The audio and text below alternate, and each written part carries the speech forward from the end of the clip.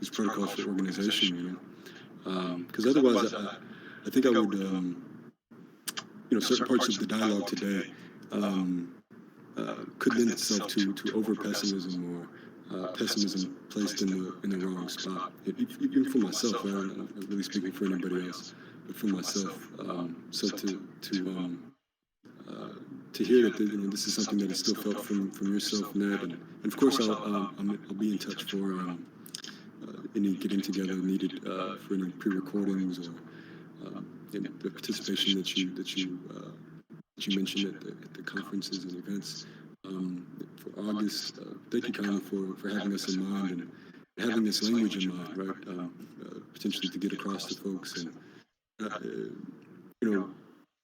not just the lip service hopefully has a transformative potential, but as you said, like folks getting involved and deeper into the ecosystem, feeling the horizontality that is here, is a big part of the transformative potential too. So thank you kindly, man. Thank you for everybody enduring my long-windedness in these long sessions as usual.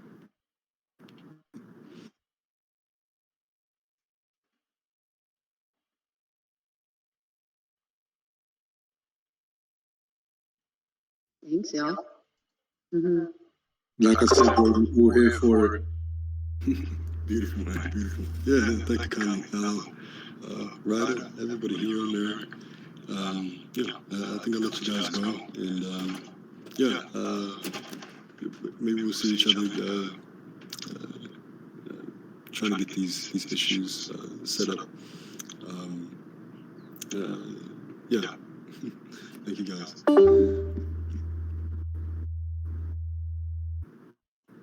Awesome. Thanks, Harold.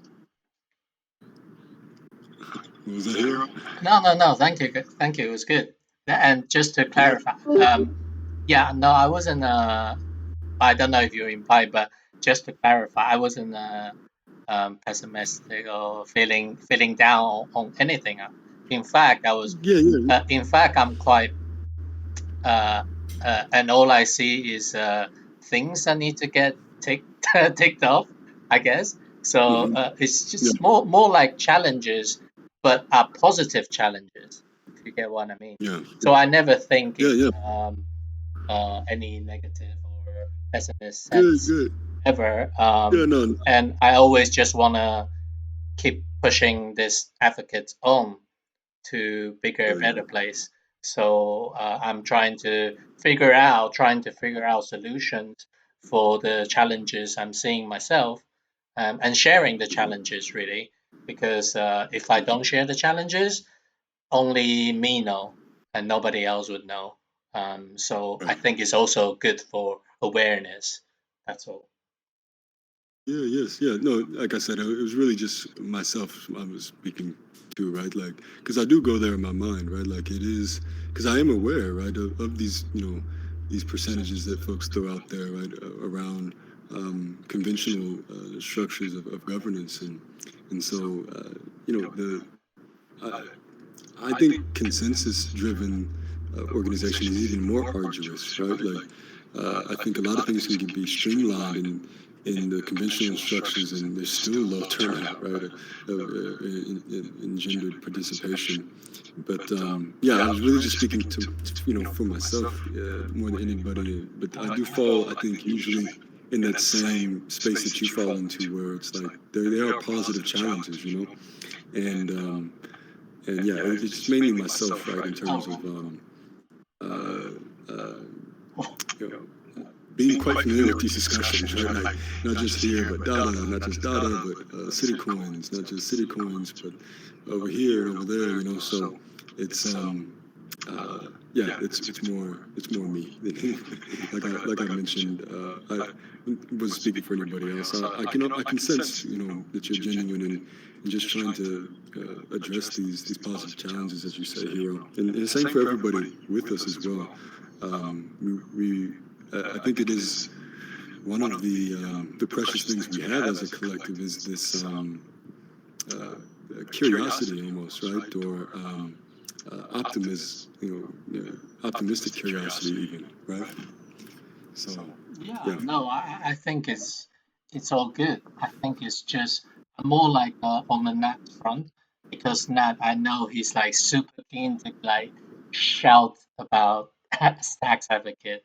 I know he can't wait, and he just needs some materials like easy to get, easy to understand materials. As when we have those things, like he will be like all over it. So I see many things as good things. Um, so I see Nat like wanting to be the educator and the promoter, so to speak, in a simple sense. Like then I think the good thing is we have amazing people like Nat, who is self motivated to want to promote for Stacks Advocate, and educate people on Stacks Advocate, not just promote it. And for me, the things I see when we have somebody like Nat is to just provide him the the right the materials, um, at the right point. I mean, whenever possible, for him to help us spread the words, the good words about the good ethos that we have here, because it's the ethos that's different that makes it different. It's not just a typical grant, community grant. Like a community grant from here and somewhere else, which I've seen like elsewhere, like the graph, like that's a normal thing. But what makes that different to here? What makes here different to there is some of the thinking like you brought from the indigenous design, and those stuff are quite valuable. But like presenting in a way like for a normie be able to understand, is the little bridge I think we can give to someone like Nat to, and then he can show other people the bridge. That's how I think about it in my head. Hero, I like the way you put that together, yeah, because in essence, bro, that, as I said the other day, I mentioned that's kind of like the first part of my thing here, right? Like I'm like we're all Bitcoiners here. I've said this before. I think Yeah, when I I'm first joined, Bitcoiner we're all for sure. Bitcoiners, right? So we're all Bitcoiners, right? So this is the first thing. We're all Bitcoiners, but we're happy to talk about other technology without talking about tokens or any other kind of form of thing, just meriting things on what is built. Yeah. The end product, basically. Yeah. Right. So at the end of the day, when you've got those few things, all you need is the people behind it. Like all of us have read so many fucking books on successfulness or entrepreneurship or organizations, lean startup, blah blah blah blah. Right? We can go on and on and on, but the key thing that goes throughout all of these things is you can have the product, you can have the end product, yeah, and you can have well, in this case with Bitcoin and then with Stacks you've got like and the Stacks applications you have like two end products, right? So you've got the end product, you've got the company, which is, let's say Bitcoin's the company, yeah, Stacks and the Stacks ecosystem is the end, is kind of like the end product, yeah, the user end product, and then what you need after that is the people.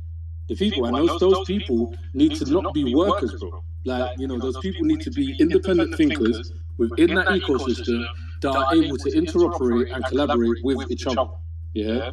And this is all I see going on when it comes to Stacks and then the extension, which is the Advocates program, because that is how things are supposed to work, like literally. So having the deep thought that's gone into all the consensus mechanisms, the consensus flows, the indigenous design, looking at consensus as from a historical standpoint. When I tell people about the Advocates here, and I say, okay, right, so Stacks have actually looked at these guys in Stacks, like you need to meet, like they have like thought of the way how consensus works over time, not just like, okay, we've got a new form of consensus, let's just apply this to it, slap a blockchain on it, so that thing there is what gets me really excited about everything, and makes me I would rather run around, as you said, screaming Stacks and BTC from the rooftops than run around trying to get people to sign up to Binance, yeah, so I can get some extra BNB or whatever, Yeah. right? So I told you Harold know, before, like, or somebody else, like Bitcoin and this indigenous, I call it just ancient wisdom, okay, to make like a simple analogy. I think all this ancient wisdom and the way they come to consensus is very much aligned with how Bitcoin comes to consensus, because it's a lot about exactly. social consensus. So it's very bottom up and not top down. And I know how Bitcoin consensus work. Um, like I've read or watched quite a lot of like experienced Bitcoiners talk about how the Bitcoin comes to consensus, especially lots of lessons are learned after the block wars. But yeah. So I've always said in this space that this indigenous design thingy is very aligned, like philosophically, very philosophically aligned. And in a ways, how do you apply Yeah, those principles like at scale? Yeah, yeah, like you yeah, said, you mentioned block wars there, yeah, right? So like with the block wars, what you literally have is them not being able to apply the consensus at scale. Like it's not even anything else. Like when you actually look at it, it's just the guys who were doing the main consensus were not able to figure out a way to humanly replicate that consensus, yeah, right. And as you said, with this the ancient wisdom, like people didn't have computers, people didn't have, they had to work this consensus, they had to make these consensus mechanisms to have peace, as Harold has explained quite a few times. These things still are of relevancy, and that's what the thing that I was that really took me aback by reading Harold's research was the people don't realize that those consensus mechanisms and a lot of these things are actually tied in with these constitutions and legislations and stuff like that. Like it's all ties back to fucking 100-year-old rules and whatever, yeah, right? And they tie further back, like 100 years, then 200 years, then 1,000 years before that or whatever. So it all ties in together, like, and as we progress as humans throughout the ages, yeah, we are always building on what was yesterday, or what was the day before that, or the week, or the month, or the year before that. So not taking those things into account, as well as taking the forward looking approach, which is obviously Bitcoin consensus, taking the forward looking approach, and then looking back and saying, okay, right, so where are the flaws in this approach, based on the consensus mechanisms that are just used, or that are natural consensus mechanisms, shall I say? Yeah, and yeah, as I said, I'm just like, Harold, you're like you said before, bro. Like people be thinking you're crazy and that, bro. Like I'm to say to you, like, and they will, because like no people who haven't seen stuff like this. Like it's just not even in the wide thinking space of blockchain have people seen stuff like this. So yeah, man. Hats off to you guys. Hats off to Harold as well. Hats off to all of you, man, that were here before me, man, because I'm learning from that shit too. And the longer term goal, sorry, Hero, as I said to you before, is really to get into the nitty gritty of building. Like I haven't got my computing bug back enough, because when you get bills, when you got bills, you ain't necessarily, and kids, you ain't necessarily got the time to sit down and do everything. So my thing really is to be able to be able to get to that level in my coding experience, to start really like making a difference by building applications and fixing holes in the system, and that's my long term. Like really, just I didn't get the chance to do it before, and that's what I really wanted. I've always wanted to do. Put this stuff together and learn how to solve people's problems when it comes to technology. So yeah, that's it, man. Yeah, thank you, Colin. Your points about integration of different layers of generators of value I think is extremely important too, right? This idea of folks not just becoming workers, right? So, amongst all your kind words, is one of the things that stuck out, is one of the ways we did see advocates, right, as playing an important role in Web3 ecosystem in general, right, is, this is a huge, I don't know, it's probably a feature of top-down systems, which is that faux revolution, right? One class just replacing the other class, and a new class of slaves or a new class of workers, of free labor emerges, right? And a lot of that, I think, comes out of this phenomenon of the way motivation predates invention at every step of development, right? There's a quote that I often use from the 30s when they were looking at then how the structures of socioeconomics co-constitute the structures of technology. And I think this is one of the precious things opportunities that Web3 gives us, is the opportunity to truly integrate, as you said, right? These generators of value that usually are designed as one skilled foreman and a bunch of unskilled workers, right? This is what top-down structures is conducive to. But you mentioned something at the tail end there, Matt, around upskilling and the way that it lends itself to long-term incentives, right? You mentioned a long-term incentive, right, of getting to a space of being able to build with code and make a difference and make impacts through this. And the reason why you mentioned in a long-term context, I'm assuming, is because of the time it takes for that type of upskilling, right? And we spoke a little bit to upskilling a little bit today. America's, I think, thinking about it for some time, but it's I think all important to mention when speaking of incentive design, when speaking of what we can do with a commons, right, between all of the advocates and the innovation that comes out of advocates. It could ultimately show models of upskilling, horizontal upskilling, how these are intricately intertwined with long-term incentive mechanisms, intrinsic long-term incentive mechanisms, right? And really start to blur the lines between what are all generators of value, right? The technical firms that design those factories, the technical firms that make up the innovators of Web3 technologies, which might go into tomorrow's factories, right?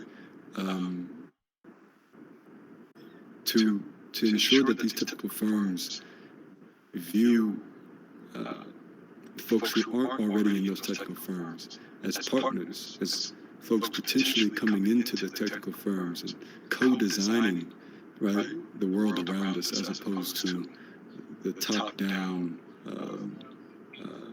approach that the design of the world around us is currently in, right? Is ultimately the task and opportunity that we have with Web3, particularly because this is the only time in recent history where we have access to overarching structures of the global system that we're in. Usually your accessibility is extremely restricted to financial institutions and World Bank structures, world trade structures. Blockchain-based systems are open source to a large extent, and then allow a point of accessibility to your own financial institutions, your own trade structures and architectures. If you get into smart contracts, you might be a pioneer in regenerative provenance certifications, for example, right? Or the world's first automated ports, right? Like, this is the level of accessibility that comes with Web3 that then restores leverage that is usually not even ever an option to these two layers of generators of value, right?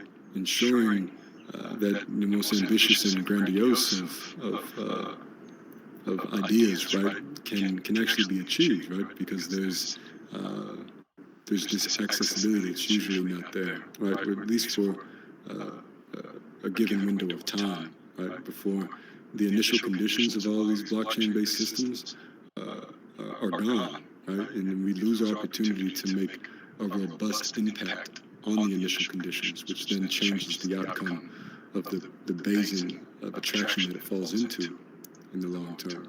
But it's pretty much on us in these initial conditions to ensure we have a robust enough impact, so that at the end of the day, there's not the same old faux revolution, right? And the innovators and generators of value in Web3 just become the next iteration of what we've seen with capitalism and iterations of neo-colonialism, right? We have a unique opportunity, at least for a given window of time, right? But I think it was a powerful notion, that you made, even some of the last notions that you made about your own personal upskilling, that is really at the heart of some of the research and what's going into some of the models here. So it's exciting to hear all that, to say the least. You tell I got a little excited, but yeah. Thank you kindly on that. But yeah.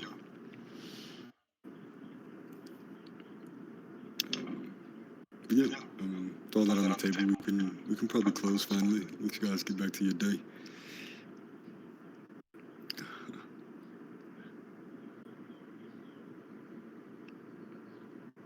Yeah, thanks. Okay, have a nice day.